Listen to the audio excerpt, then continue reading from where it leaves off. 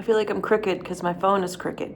Today we're going to be using the Angelic Tapers mold from Orchid Designs. And I know we're all making ornaments with this mold. I made ornaments too, but I wanted to show you how you could use this mold to make non-holiday decor. So I created something that I think that you could use all year round. Let's get started.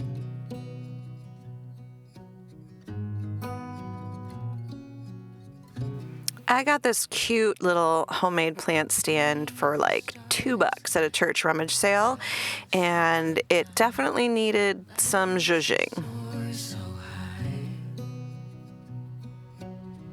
Beneath the moonlight, self-touch your hand in mine.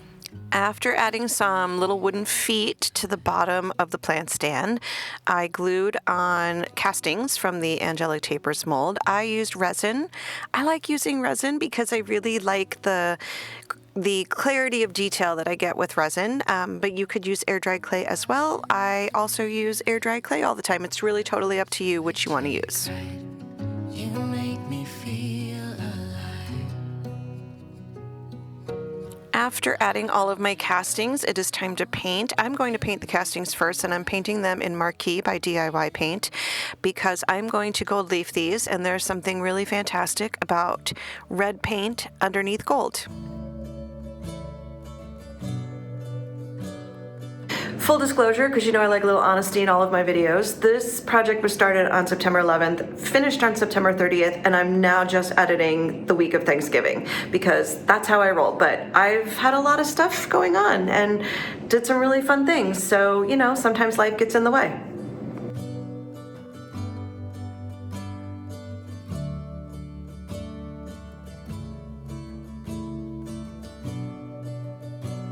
I added a little bit of salt wash, which is a powdered paint additive, to create a thicker paint to give me just a little bit more texture, because if you've been around here long enough, you know I love texture.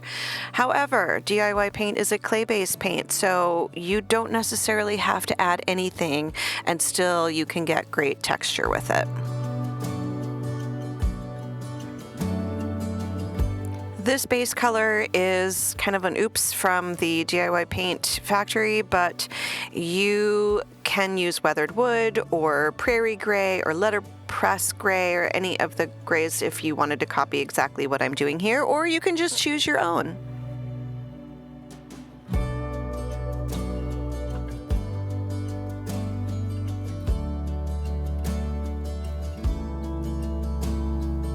Please note that I am using a popsicle stick. It's the same stick I used to stir up that salt wash mixture.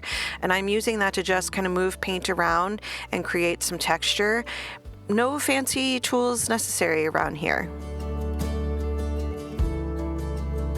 A friendly reminder that you can get all of the paint products that I'm using today, as well as the IOD molds, from my website, junkduphome.com. I'll put the link in the description box below.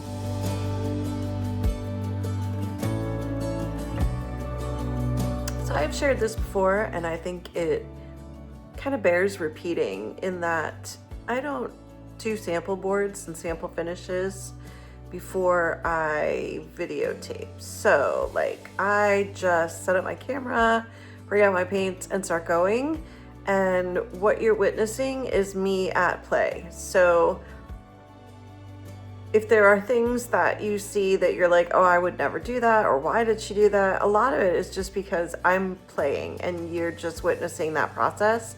I find that that's the easiest thing for me to do, and that's what I like to show you.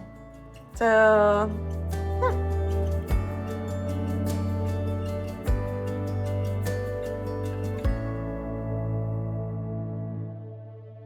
Next, I went in with a coat of white Swan. This is a completely sloppy coat, meaning I'm not being particular about getting any kind of coverage.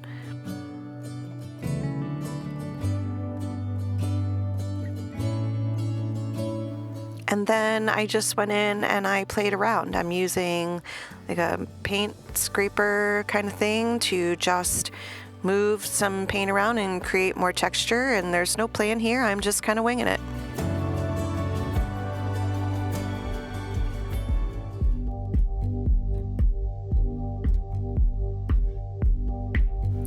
For the gold leafing, there is a plan though. I am using some gold leaf sheets that I got at a big box store. I picked up the glue that went with it. You make sure you read your directions. You got to apply the glue, let it tack up before you apply your sheets, and then you'll see a little bit later I do finish up with a top coat that I got that also works with this whole gold leafing system.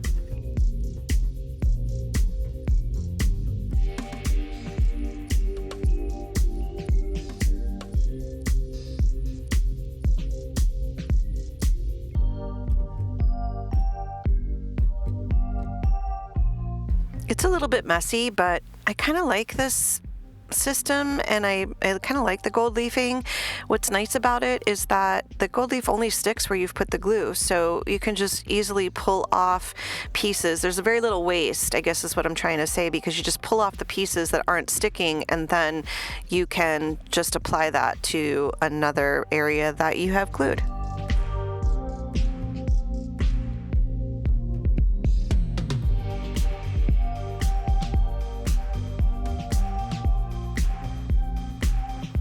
And there is that top coat that I talked about earlier. It is just a top coat specifically made for gold leafing.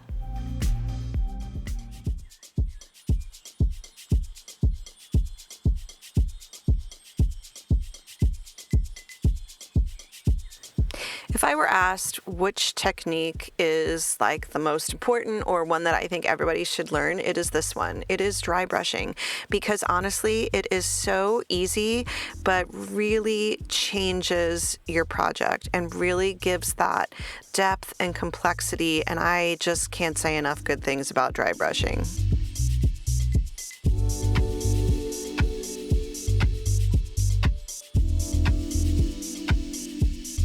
Another technique that I think everybody should learn is the artful placement of dark wax or black wax, or just colored wax in general. I think it really makes a huge difference when you know how to use it and where to place it. It really, again, is one of those things that elevates your projects from just flat and boring to, wow, how did she do that?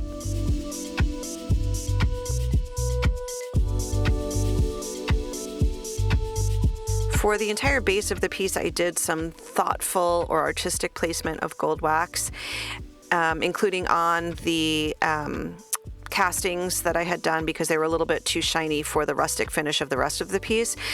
But the dark wax really shines on the top of this piece. I did an all over dark wax.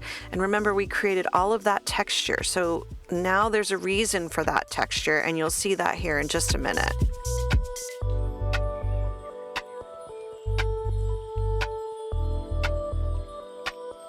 So after applying the all over dark wax and kind of just wiping that back a little bit and letting it set up a little bit, this is the magic. The magic is going over it again with a clear wax, and what that's doing is it's removing any dark wax that's just kind of sitting on the surface, but it's leaving all of that dark wax in all of that texture that I created earlier in the video. And I just think this is beautiful, and to me this is just absolute magic.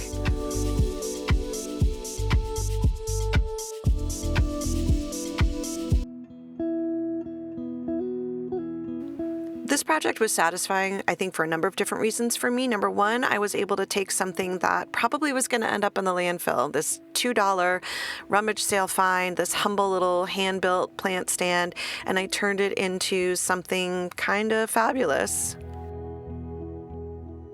Another reason why I like this project so much is those angelic tapers. While they scream Christmas, I felt like I showcased how they could be used for an object that you could use every day in your home.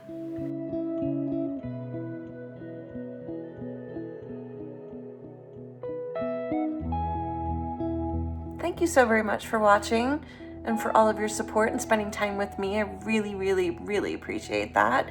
So do all the things, do the like and the subscribe if you haven't already, and comment if you would. And I will see you when I see you.